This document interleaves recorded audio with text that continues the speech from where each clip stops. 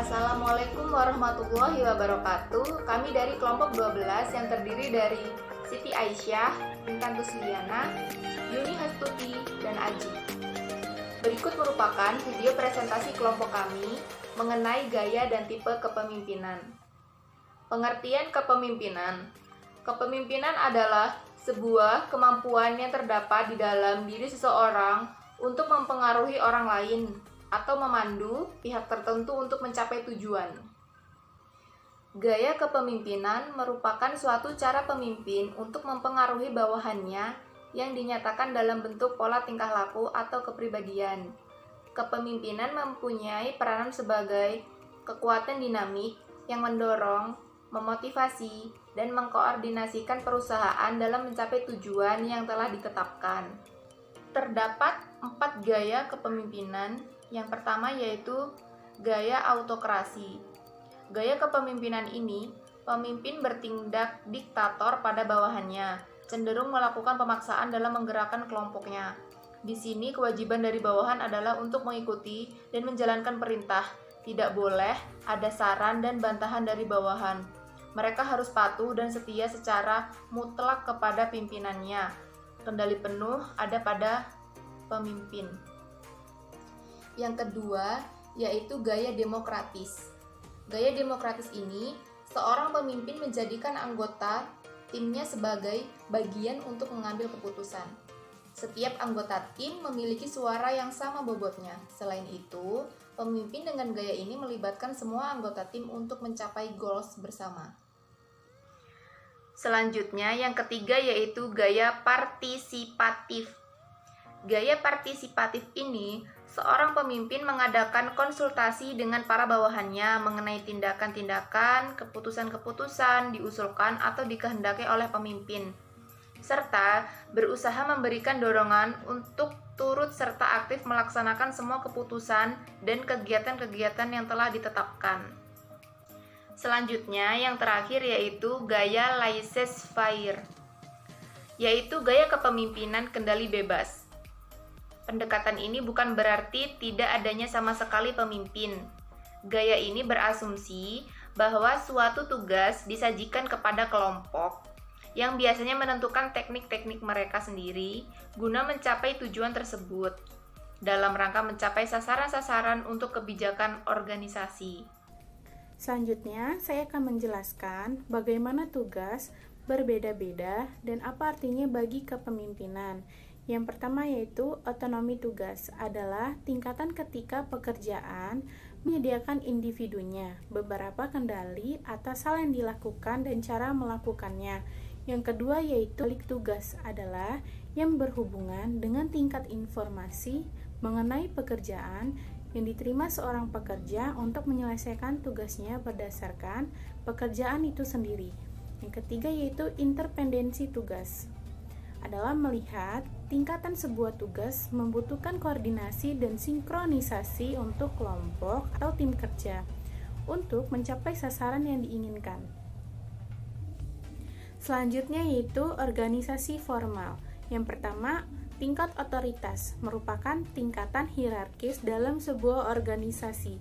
Yang kedua, struktur organisasional adalah cara aktivitas sebuah organisasi dikoordinasi dan dikendalikan dan mewakili tingkatan lain dari situasi ketika pemimpin dan harus beroperasi.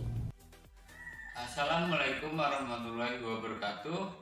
Di sini saya akan menjelaskan mengenai kebudayaan organisasi.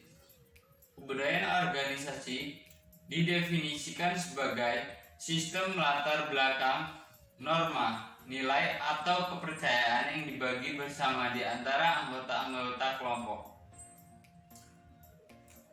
Dan di sini ada iklim organisasi. Iklim organisasi adalah reaksi subjektif anggota terhadap organisasi, keadaan, kondisi, dan karakteristik lingkungan tempat kerja yang menjadi ciri khas sebuah organisasi yang terbentuk dari sikap, perilaku, dan kepribadian seluruh anggota organisasi. Kemudian teori kebudayaan organisasi. Kebudayaan organisasi merupakan keseimbangan atau pertunjukan antara nilai-nilai yang saling bersaing dalam lingkungan persaingan tertentu. Jenis kebudayaan organisasi. Kebudayaan hierarki adalah kebudayaan yang cenderung memiliki aturan dan prosedur yang formal. Mereka cenderung menjadi tempat kerja yang benar-benar terstruktur mengikuti standar operating. Kedua, kebudayaan pasar, yaitu pasar dasar perusahaan didasarkan pada asas pentingnya menjadi yang terbaik dan mengalahkan para pesaing di bidang mereka. Oleh sebab itu, tragedi bisnis, langkah-langkah, dan prosedur kerja diselenggarakan mengikuti tuntunan pasar.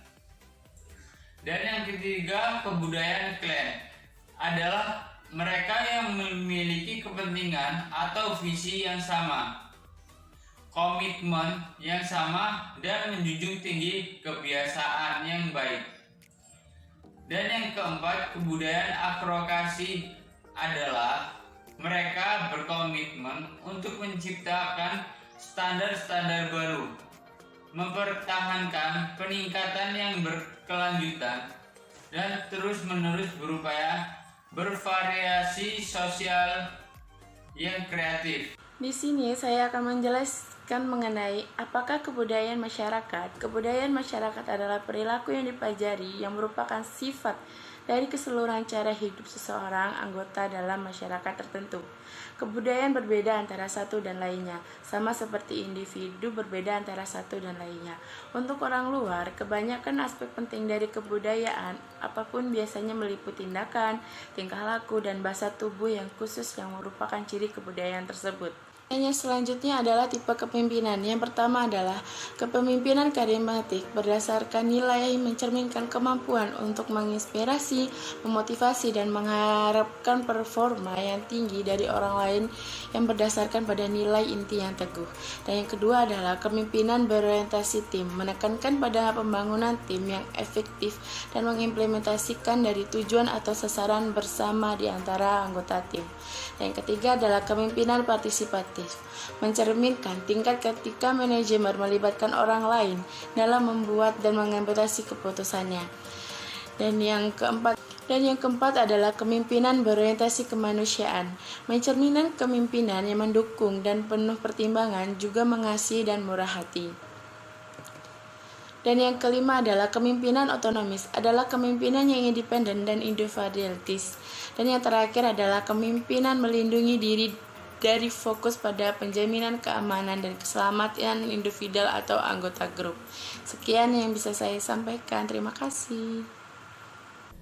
Dari teori tentang gaya dan tipe kepemimpinan, ada hasil kesimpulannya, yaitu pertama, faktor situasional dapat memainkan peran yang tak terhindarkan hingga mereka dapat meminimalisir secara efektif pengaruh sifat, kepribadian, kecerdasan, nilai dan perilaku, sikap, dan hubungan pemimpin dan pengikutnya. Yang kedua, dikarenakan sifat dinamis dan situasi dalam kepemimpinan menemukan hasil yang cukup konsisten, yaitu pencapaian yang sangat baik bagi peneliti kepemimpinan.